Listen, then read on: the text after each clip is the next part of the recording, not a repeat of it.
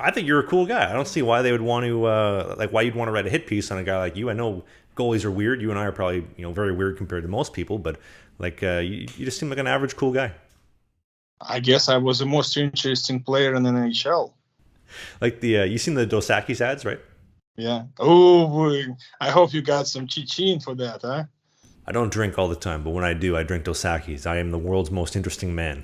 I was always wondering, sports journalism, like I don't want to say that I want to start the war or something. But they're not very intelligent. You know what I mean? They're not very intelligent people. It's sometimes you feel pity for them because many times we have off the record the conversation with them, or even on the record conversation. They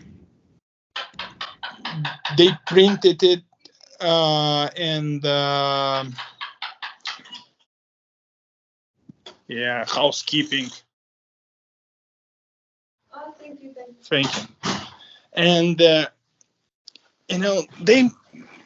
they laugh at me, said he says stupid things, and they write this in the media, they write it in the newspaper. And 2 days later, they come back and said listen, Bryz, we didn't know that. You said right thing. Indeed, was Americans sent the monkey to the space first for the tryout, kind of said yeah, that's a kind of a fact. You know what I mean? Did you write the apologies in the newspaper? No, nobody gonna read that. You know what I mean? And there's so many things like that. Was you give them some piece of information very interesting, and I think for me, it's a known fact for the if you well-educated person, it's a known fact, and they make fun of it because they think you're joking or you're saying some stupid thing, and when they Google it and research it and realize in a few days later, they're oh my God, scratching the head, Jesus, you was right. You know what I mean? It's just, you feel bad for them,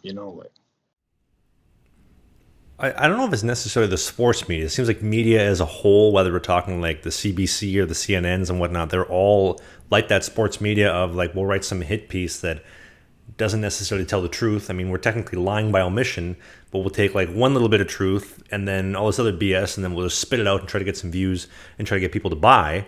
And it's well, none of this is true. This is garbage. Who believes this junk? Yeah, no. All this Fox News, CNN, CBC, whatever, NBC, you can imagine. You got to understand, there is only probably 2% of the world, the people who can think, remember, analyze, and free thinking. And when they're watching these news, you know what I mean? Most of the time, they believe whatever they say to them. Some of them watching the Fox News because they think they shape their opinion, you know what I mean? To manipulate them, to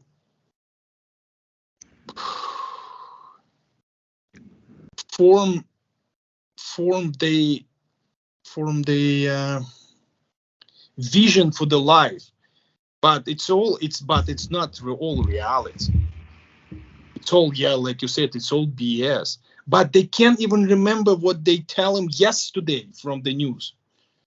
That's how amazing the brains of the most of the people work. One example comes to mind, and like you just mentioned of shaping the minds. It's let's say my microphone, for example. You and I both know that this microphone is black, but tomorrow it's charcoal gray. The next day it's navy blue. Then it's royal blue after that. And they want you to not believe what your own eyes are showing you. And an example that comes to mind is Matt Murray, right? He's a goalie for the Toronto Maple Leafs. You know him? No, I don't know him personally. I know he played for Pittsburgh Pittsburgh, Ottawa, and like yeah. Okay, so him and I are friends, right, and whatnot. And I remember this season, the CBC and the Sportsnet were doing this hit piece on him about how he's cheating, how he's knocking the nets off on purpose, trying to get more whistles for the Leafs. And I'm like, okay, I know it's coming from the CBC, but I'll listen to this garbage and see if it is baloney. And they're showing posts of him or clips of him going into a post integration, reverse VH. He's wrapping the arm around the post and stealing. And you can tell, like as a goalie, and you would know that these posts aren't done up very well. They're a little bit loose, and when you have a man who is 6'5", 200 plus pounds coming into the net with all this force, the net's going to give. The posts are going to move. Things are going to come off. But they've showed these clips in just the right angle that makes it look like he might be cheating. But when you and I both know, like there's no goaltender that's going into a post integration with the intention of knocking the net off to cheat and get more whistles. Like, it's absolute BS.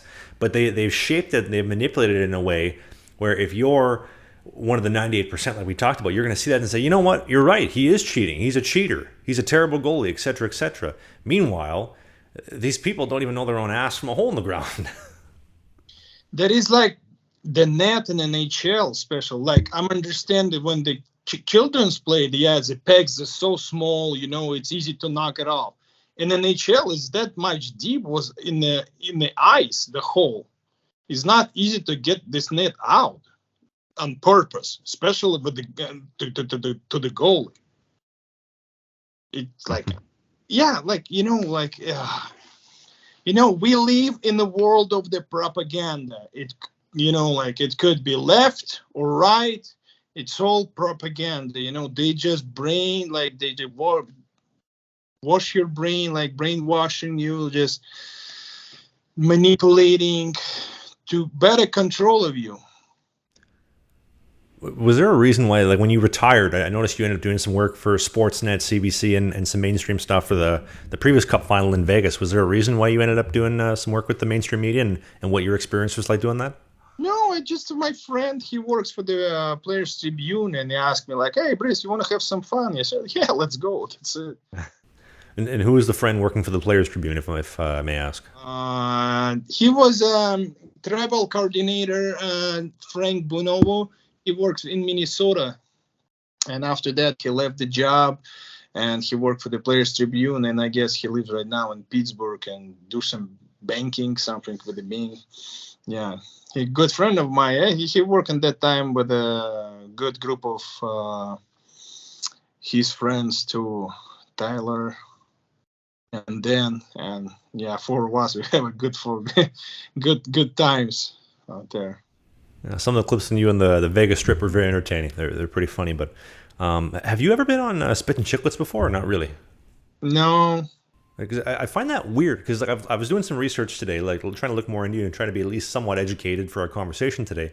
And I'm amazed that of all the people that they've had on, they've never had Ilya Bryzgalov as a guest. And I feel like you were one of the few people out there that are happy to share your opinions, like we talked about with the brainwashing of the media and how you see the world as well, like from the universe to the solar system to hockey, goaltending. Like, you're a very experienced, knowledgeable person, but they've never had you on, and it's I find it odd that they've never even bothered to reach out to have you on before.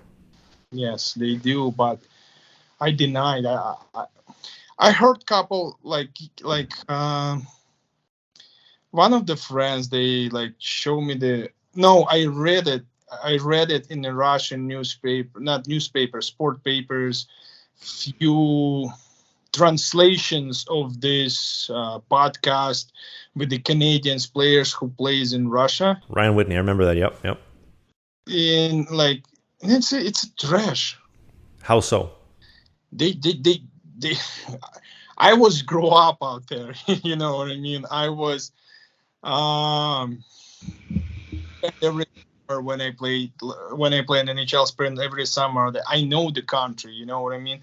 And some things, it's like, for me, it was hard to believe, you know what I mean? And like, they talk about some things out there, they happen to them. Maybe, do you feel like they were BSing for the sake of a story, for clicks and views, and trying to make the country and the area look bad just so that, they could tell a big story kind of deal, and you didn't want to be a part of that? Yes. This is exactly. Hey, every Sunday a new podcast goes up, but if you don't have time to watch the whole thing, there's clips everywhere and just segmented stuff on your favorite players. Go subscribe to Slang and the Biscuit podcast and Slang in the Biscuit clips and Slang in the Biscuit shorts and Slang in the Biscuit pants and Slang in the Biscuit hats and Slang in the Biscuit shirts.